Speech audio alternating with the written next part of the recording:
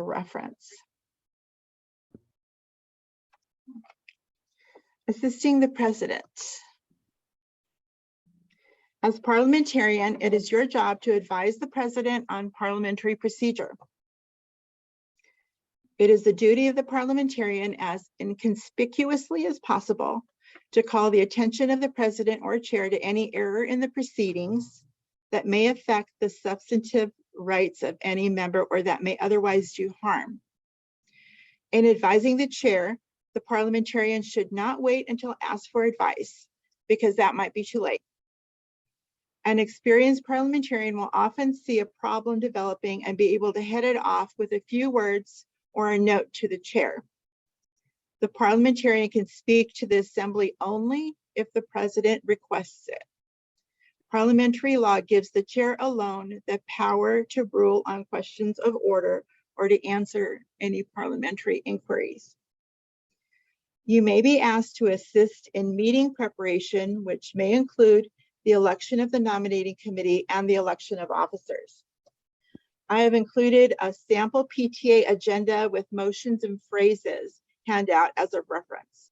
Please take a look at it. There's a lot of good information and hints on there, as well as please share it with your President. As parliamentarian, you should monitor association and executive board attendance to ensure that there is a quorum to conduct business. The quorum numbers are listed in your current bylaws, and you need to abide by those numbers.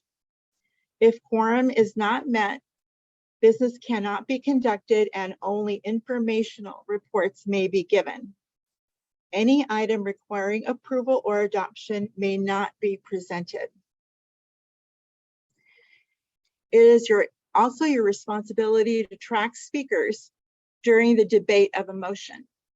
You may want to have a standing rule limiting debate or make a motion prior to having the business brought forward. For example, I move to limit debate on motions to 3 for and 3 against for 3 minutes from each speaker. In most cases, you'll know when something will be brought forward as a motion that will result in a lot of debate, and doing this will allow a smoother meeting. You should also listen to all meeting proceedings and alert the President if an item is in conflict with your bylaws, standing rules, or the captive toolkit. Any such items should be deemed null and void.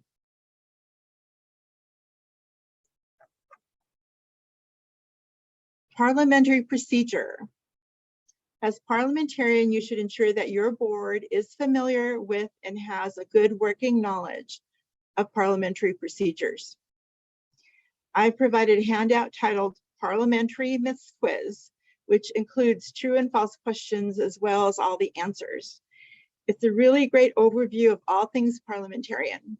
You can give the quiz to your executive board ahead of time or allow them 15 minutes during a meeting and then give them the answers while going over a few. You can use it as a great training tool, and it's a kind of fun way to make sure that everybody has a good working knowledge.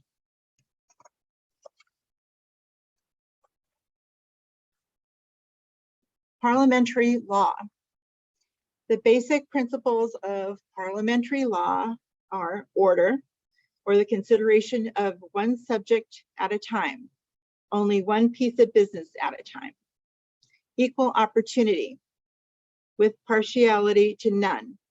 All members can propose motions, participate in debate, vote, and share in organizational activities according to the members' talents, skills, and desires. To vote, you must be a member for at least 30 days. The secretary should have a list of members with their join date, so you can determine that. Justice ensures a fair hearing for everyone and the protection of rights. All members have the right to ask questions and fully understand what effect their vote will have. Complex motions should be explained by the chair. Meetings should be conducted fairly, and procedural rules should be tools, not weapons. The right of the majority to be heard. Everyone has an equal voice. the right of the majority to decide, or the democratic rule. Partiality to none. Presidents must remain impartial during debate or elections and cannot vote during a voice vote. They may vote in the event of a tie and may vote during a ballot vote.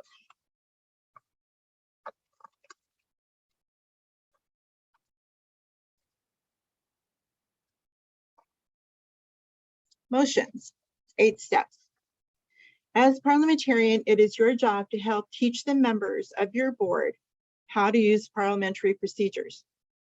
Members participate and get their say by making motions. A motion is a proposal on which the assembly takes a stand or takes action on some issue. Most motions should include all pertinent information, including what, where, when, cost, etc., if possible. Members have the right to present motions, second motions, debate motions, and vote on motions, as long as they've been members for at least 30 days. Making a motion involves 8 basic steps. The first, the member stands or raises their hand and waits to be recognized or called on by the chair or the president. The second, the chair recognizes or calls on the member. Third, the member presents the motion stating, "I move," not "I so move," "so moved," "I make a motion," or "I motion that." The phrase is "I move." Another member seconds the motion to show that more than one person is interested in discussing the item. If there is no second, the motion dies. Motions that come from a committee or the association to the association from the executive board do not need a second. 5, the chair restates the motion to ensure that everyone understands what will be discussed. 6, members discuss the motion with equal opportunity to participate. The parliamentarian should track the speakers for and against. Again, units may have limits of debate in their standing rules, or the parliamentarian may make a motion to limit debate of all motions during a meeting before any contentious items are brought forward. 7, the chair puts the motion to a vote by saying, "All those in favor say aye," and then those opposed say no. As the parliamentarian, make sure that the chair calls for any no votes, because this is a frequent problem and is frequently forgotten by the chair. And the last step is the chair announces the result to ensure that all members know if the motion was approved, adopted, or adopted, or failed. I've included the 8 motions, 8 steps, and the PTA motion chart from CAPTA in your handouts. Give a copy of the motion chart to your president and have it handy during meetings. Amending motions. An amendment is a way to change a motion already on the floor before the vote is taken on the motion. A motion may be amended by inserting or adding words, striking words and inserting others, or substituting one paragraph for another. When making an amendment, be specific. The amendment must be germane or related to or having a bearing on the subject, but not necessarily in agreement. There may be only 2 amendments at one time, the primary and secondary. An amendment must be seconded, is debatable, is amendable, and needs a majority vote. Changes to language must be stated as motions, because Robert's Rules does not recognize friendly amendments. An amendment must fall within the scope of notice, within the range that is created by what currently exists and by what was proposed in the meeting notification amendment. An amendment must be debated and voted upon, unless adopted by unanimous consent. The maker of the original motion does not have to accept an amendment for it to be considered by the voting body.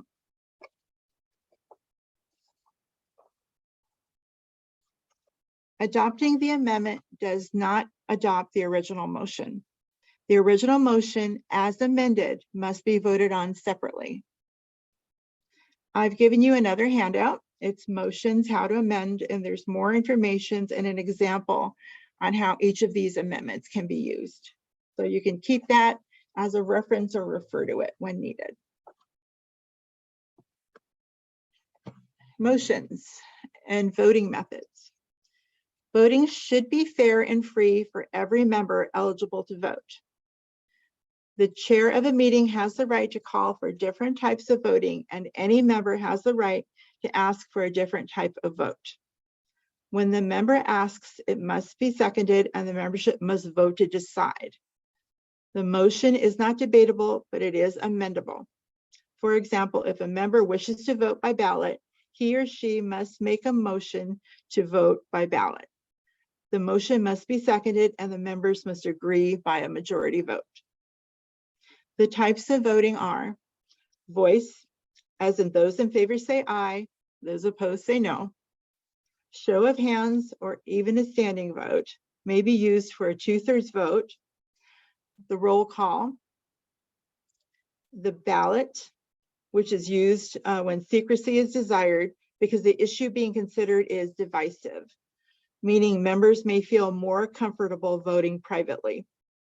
Ballot voting is required when there are 2 or more candidates for an office or a committee chair. And then the last type of voting method is general consent. Vote of silent agreement without a single objection. The chair would state if there is no objection and then go on. The chair uses this when there will probably not be an objection. Should a single objection be voiced, then the chair asks the association to decide by presenting a motion. Proxy voting, which is prohibited, includes phone votes, ballots being sent out to the school or community or membership and returned to the office, internet voting, or sending your neighbor, a non-member spouse or child to vote for you. None of these is allowed. Again, you must be a member for at least 30 days to make motions, debate, or vote. Any actions taken in violation of the bylaws are null and void.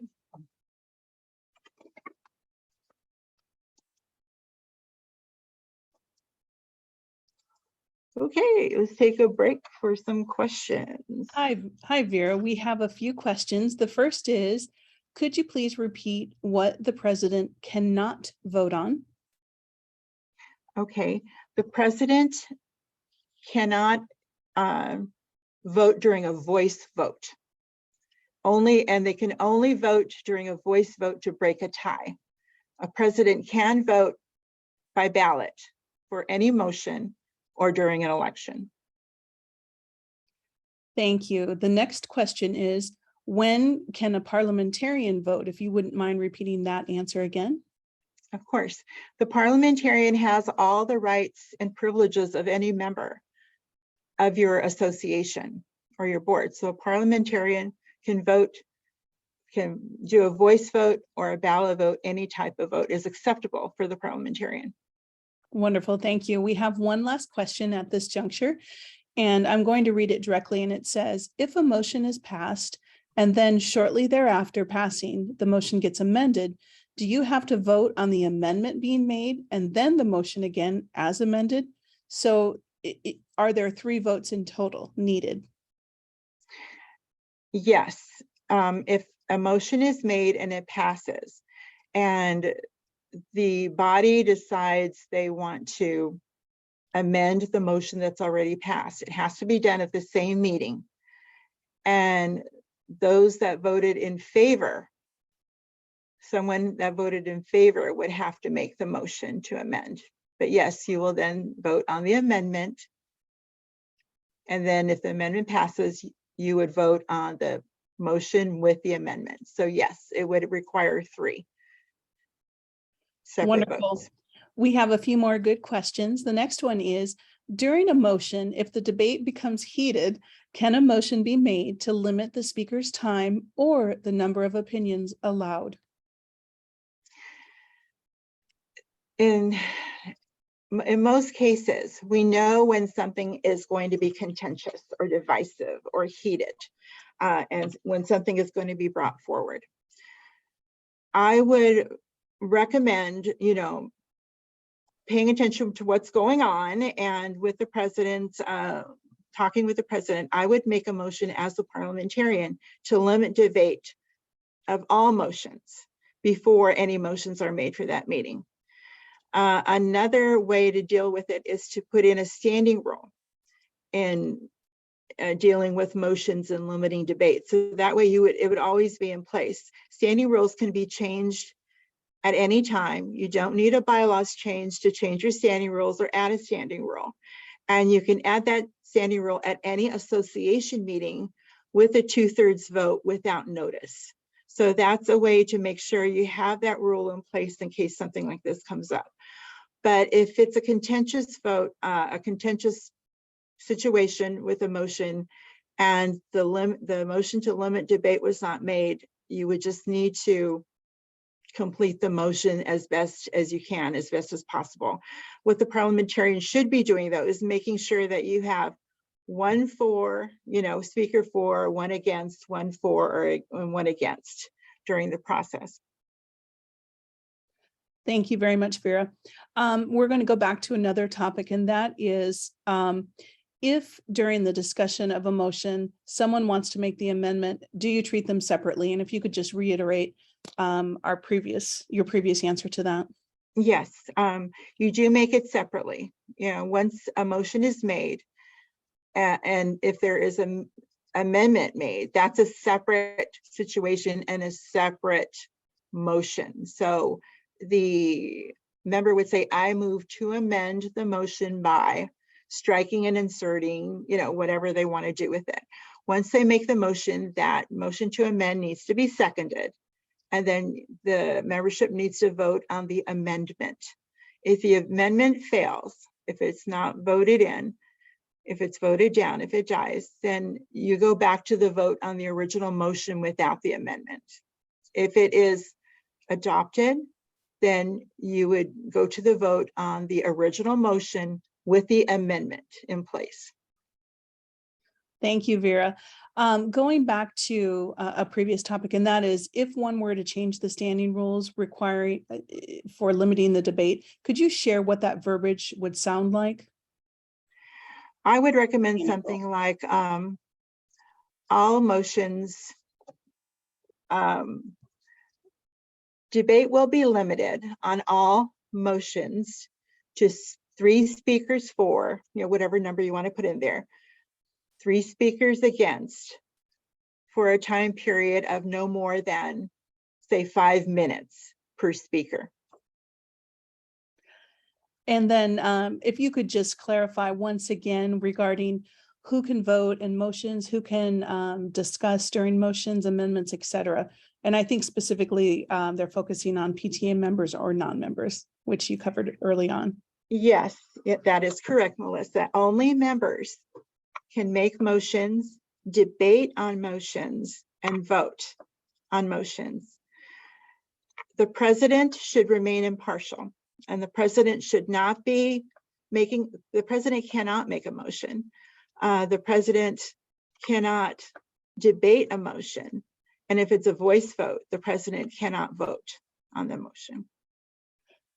Vera, could we trouble you to address the timeline with regards to the duration of membership prior to being able to participate? You are a member from July 1 through October 31st in California. California State PTA extends the membership for our members, and that's generally to be able to have your first meeting of the school year, to be able to approve your programs, to approve your budget, and other such items. And then 30 days membership to be able to. Yes, you need to be a member for 30 days to be able to vote, to make a motion, debate, or vote. Thank you, Vera. We have a few more questions. This is a lively group. Can we have a special appointment to the PTA exec board? So specifically, if a counselor, they were looking to add a new position to the exec board, such as a special advisor to the executive board. This would be a non-voting position, so the bylaws would not be affected. Would that be part of the standing rules, and what are your thoughts on this? Yes, I would put that in your standing rules, and I would also add, what the name of the position is, what the duties are, and specifically state that they are not a voting member, that they can attend executive board meetings, but they are not a voting member. Thank you so much, Vera. So some more questions on this topic, and that is, if a topic should come up and there's discussion before a motion is made, the president can participate, correct? And once that motion is made, the president cannot participate. Can you clarify that? I would say, my opinion is that the president must always remain impartial, whether it's during when a motion is made or before a motion is made. And by the way, a motion should be made before any discussion takes place. So there shouldn't be discussion prior and then a motion is made and then discussion again. So whenever there's a piece of business that is being considered, a motion needs to be made to put that issue on the floor. And then discussion ensues, but the president should not be involved. Thank you. And then we just had more clarification. A thank you regarding the ability of motions to be made. So if a member was a member for the 2021-22 year, they are allowed to participate until October 31st. That is correct. And then they must renew their membership. They should be renewing their membership after July 1, but there is a grace period per se until October 31st. Thank you so much, Vera. It appears that you've answered all of the questions. If we want to move on. Okay, thank you, Melissa. Oh, okay. Chairing the Bylaws Committee. The parliamentarian will serve as the Bylaws Committee chair and is appointed by the president along with the other members of the committee. Your bylaws should be reviewed annually and revised at least every 5 years and revised to the newest version, even if you don't have any changes. There are specific steps and procedures that need to be followed when submitting and updating bylaws for approval. I will be going into more specifics on this during our training tomorrow, which is your bylaws basics training at 10 a.m. And you can still register for that if you'd like to and you haven't done so. Standing rules should be reviewed and approved annually. Any changes which don't require a bylaws change may be approved by a majority of the association with 30 days notice or by 2/3 majority without notice. Revised and approved standing rules must be sent through your channels to council or to your district mentor, or if you are from an out-of-council unit. Okay, basically I included this because in case you're not going to be able to attend tomorrow's meeting, but here's the process for the bylaws review. The president appoints a bylaws committee, which is chaired by the parliamentarian. The committee reviews your current bylaws and lists any proposed amendments. The next step is your parliamentarian uses e-bylaws to enter proposed amendments and to create your updated bylaws. Using e-bylaws is the preferred method. We do have a fillable PDF, which doesn't work really well, that we receive from state.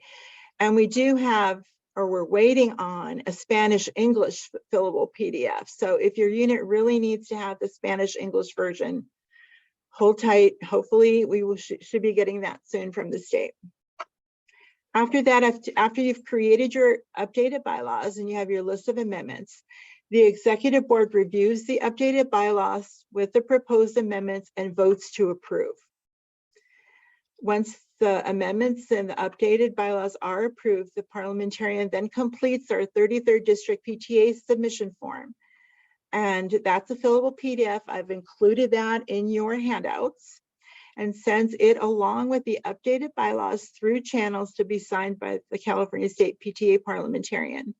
If you're in council, it goes to your council parliamentarian or your council president.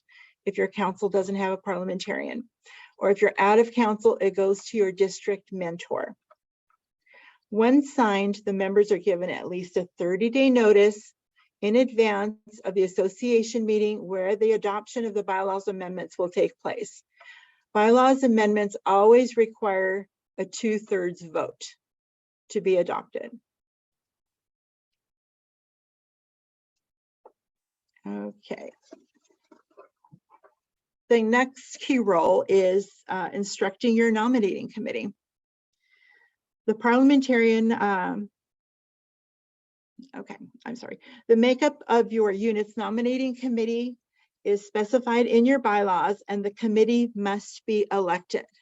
It's not a matter of raising your hands if you want to serve, kind of a thing. There has to be an election led by the president.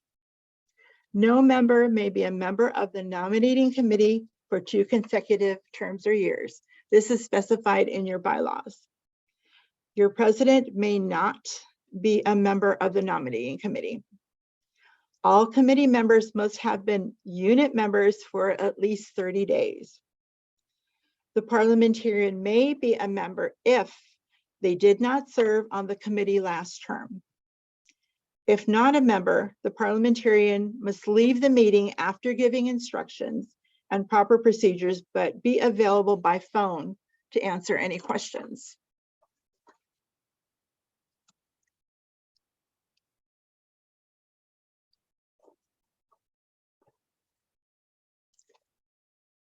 Okay, the nominating committee's first meeting. The meeting day and time is set with the elected nominating committee members by the parliamentarian. The parliamentarian attends the first meeting to give them instructions and procedures. If an elected member cannot attend the first meeting, an alternate is called in and serves as the permanent member of the nominating committee. Alternates are not called in for subsequent meetings where members cannot attend. So the alternate can only be put in place at the first meeting. The parliamentarian instructs the committee to elect a chair. The parliamentarian then tells the committee that their meetings are in executive session, which means that all information and deliberations shared at the meeting must be held in strict confidentiality. The parliamentarian leaves the meeting, and if they are not an elected member, but remains available for questions by phone.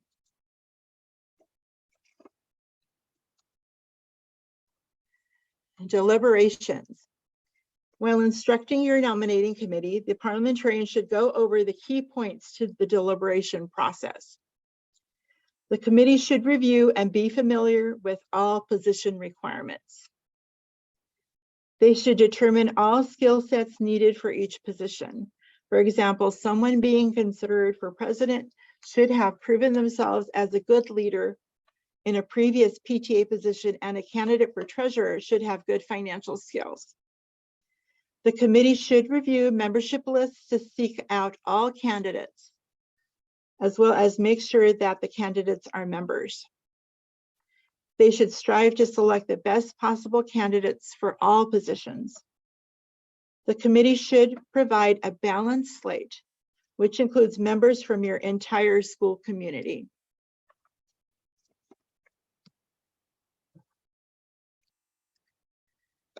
When contacting candidates, clearly define the responsibilities required for the position that you are looking to fill.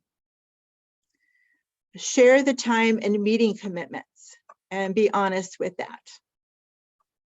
Ask if they are willing to serve, but make no promises. Never persuade reluctant individuals to be a candidate or to serve. That never works out well. And get back to all individuals after the decision is made.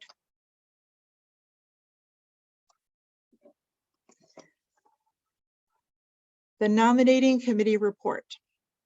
The report of the nominating committee must be signed by all members.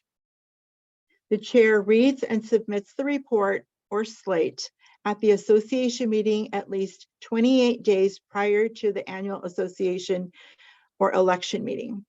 The month and day of the election meeting is specified in your bylaws. You may list positions as vacant if no candidates were found. However, a unit must have at least a president, a treasurer, and secretary to be a viable PTA unit. The report may be sent to all members or posted. Do not post it on your website, as non-members may have access to it. If a proposed candidate withdraws, the nominating committee must reassemble and fill the opening with a new candidate. The work of the nominating committee is not completed until the election.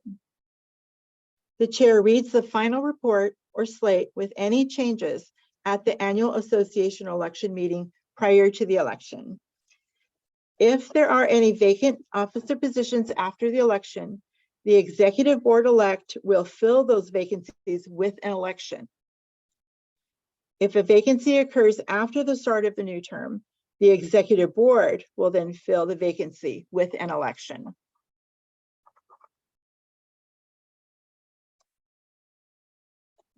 And lastly, as a parliamentarian, you are entitled to all rights and privileges of being a member, which includes the right to make motions, to debate, and to vote. I've included another good handout, which is titled Parliamentarian Questions from the Field from California State PTA, and I encourage all of you to read it and keep it as a reference.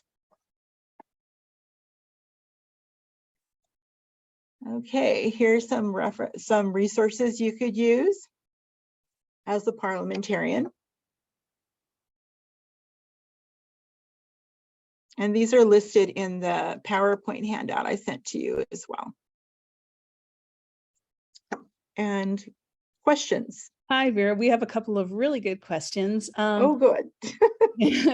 The first one is going back to the standing rules. And is there documentation that you can share? And we did provide the link to the CAPTA toolkit. For standing rules? Yes, just more background information on this. Yes, you can look at the CAPTA toolkit. There's information there. Also the CAPTA website. You can go to capta.org and search on standing rules and bylaws, and there will be a lot more information there. Thank you, Vera. The next question is there a limit of time that you can serve on the exec board? So for example, if someone were on the exec board for 2 years, could they then run for president? There is no limit of time for serving on the executive board. However, you are limited in the position. You can only hold a particular position in the executive board for 2 terms or 2 years. Wonderful, thank you. This is an interesting question. So in a scenario whereby a vice president or another elected officer has been nominated and then been elected and ratified, but has not paid membership is not current on their membership, but they were elected and no one noticed it or verified that. So even though, for example, this person was elected, but they're not a dues paid member, what procedure should be followed at that juncture? Well, it's the duty of the nominating committee to make sure that everybody they put forth are members. They should check the membership list. If for some reason that falls through the cracks and that person, even if they were elected, they cannot serve in that position. And that's one of the exceptions that can happen during an election, that somebody who is elected will not be able or cannot serve in that position. The only exception would be is if you are in a situation where you are a member of another school and say you moved into that area. So if you can be verified that they are a PTA member, that they have newly moved into that area, I would recommend that as soon as you realize that they are not a member, to have them pay their membership, right away or as soon as possible to get that done. Or if you have a feeder school, so you've got 3 elementary schools feeding into a middle or an intermediate school, as soon as they are elected, or as soon as actually they are nominated, they should join the PTA. Thank you so much, Vera.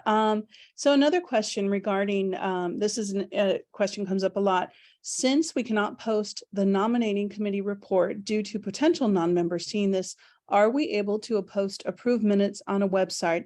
And then regarding the PDF for bylaws, could that be sent out? And actually, we've addressed that on this chat, on the bylaws PDF. Yeah, I'm understanding the question. Minutes cannot be posted on a website that's accessible to anybody. You can do a summary, of the business and include that, on the website or in a newsletter, but the actual minutes cannot be posted. Your bylaws cannot be posted on your website either. It looks as if that concludes. Oh, we do have a few more. So a general PTA discussion at a board meeting does not need a motion. Is that correct? That's correct. If it's just a general discussion that it does not involve an action that that needs to happen, then you can just have a discussion. But if it involves an issue, an action, an event that you would like to have happen, then you do need to have a motion. Do we have any other questions? And I urge any and all to put them forward, because Vera is hands down the guru of all of this. Someone noted, we have a budget question, but I don't know what that question is. We do have a question on when can the bylaw and or the meeting minutes be shared by a request made by a member? You just addressed this, but if you could reiterate that. Can you bylaws? When can an officer or a parliamentarian share the bylaws and or the meeting minutes if there's a request by a PTA member?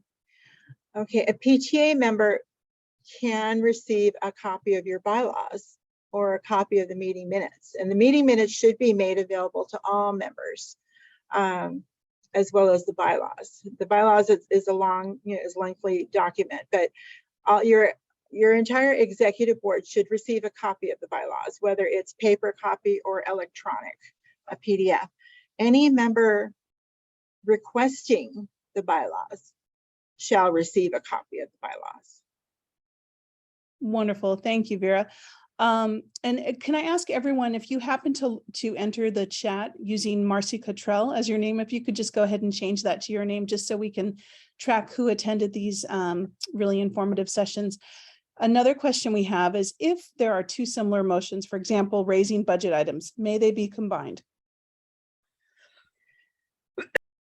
They can be combined if that's the way the motion is originally made, or if the original motion is amended to combine. So yes, the answer is yes. Wonderful. At what point do budget motions go to the exec or the association? So this will take us back to the beginning of your discussion. Okay, budget motions the budget has to be approved by your association.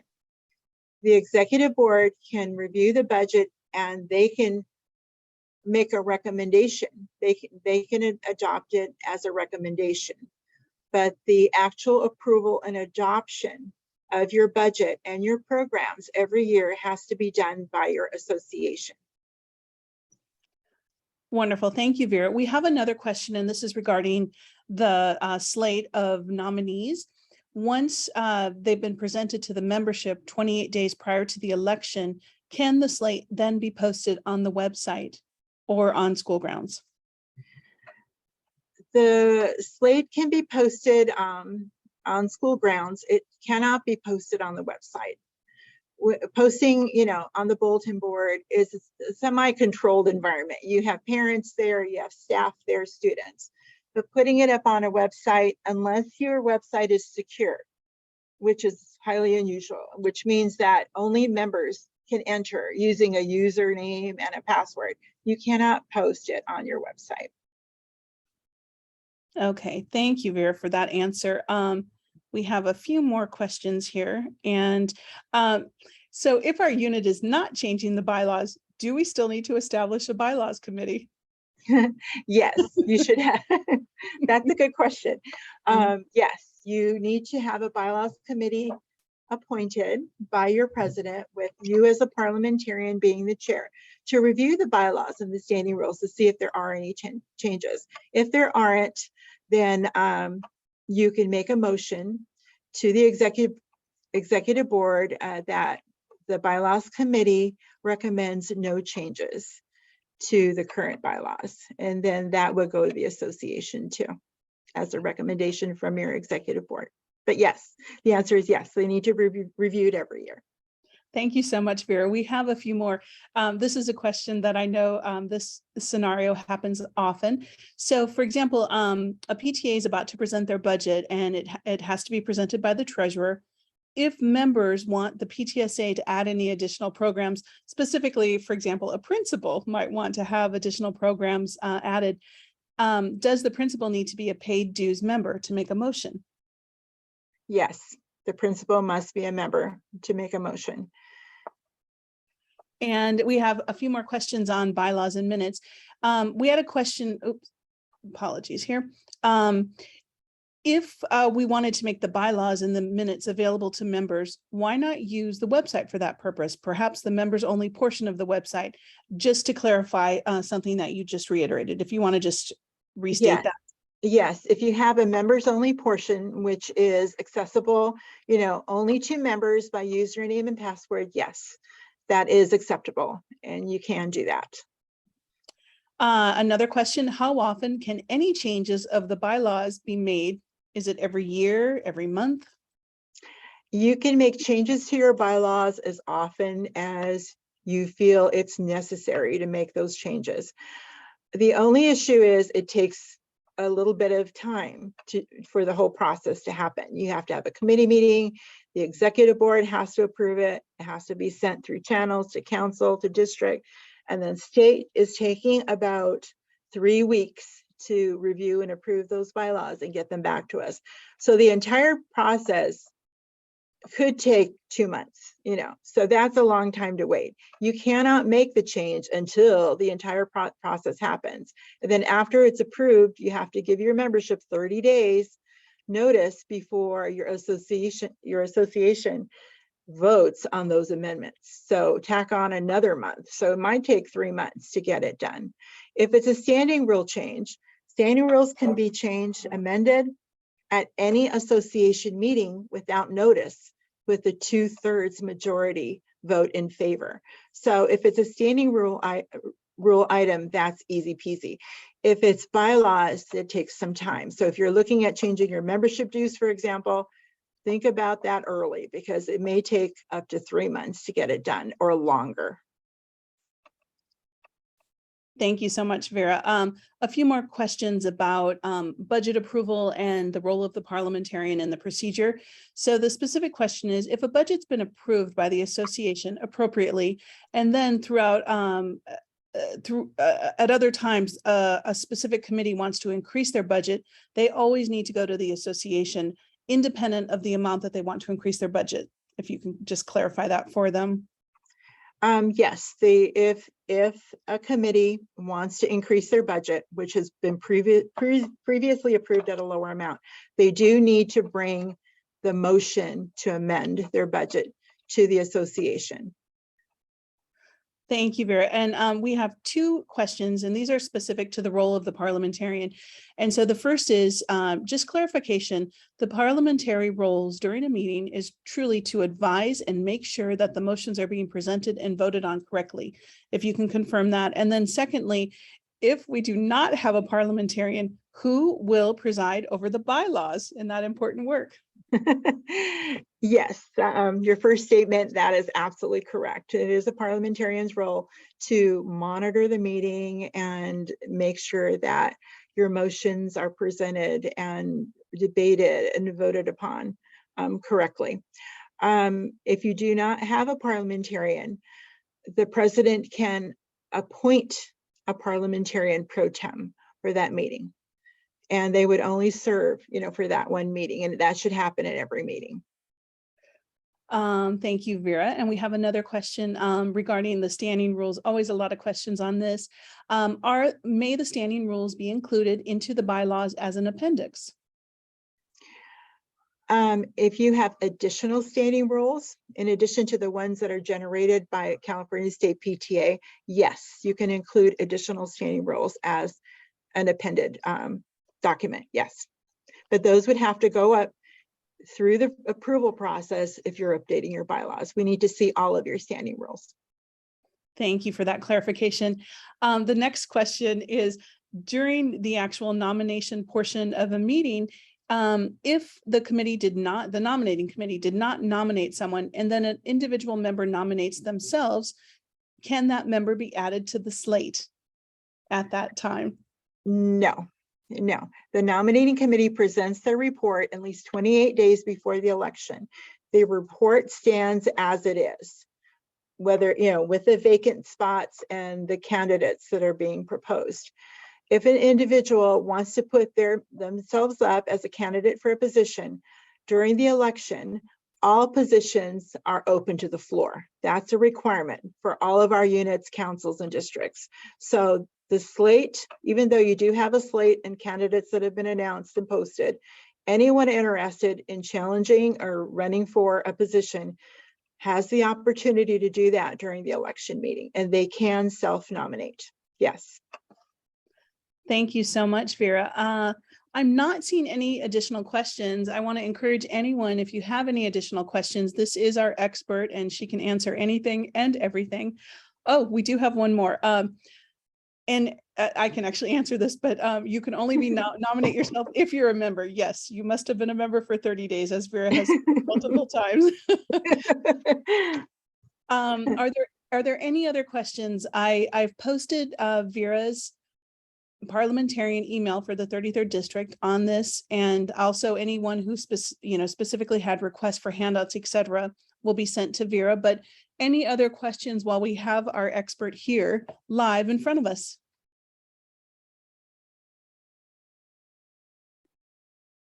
It doesn't look like there are any additional questions. Quite a few thank yous for all of your expertise in answering all of these specific questions.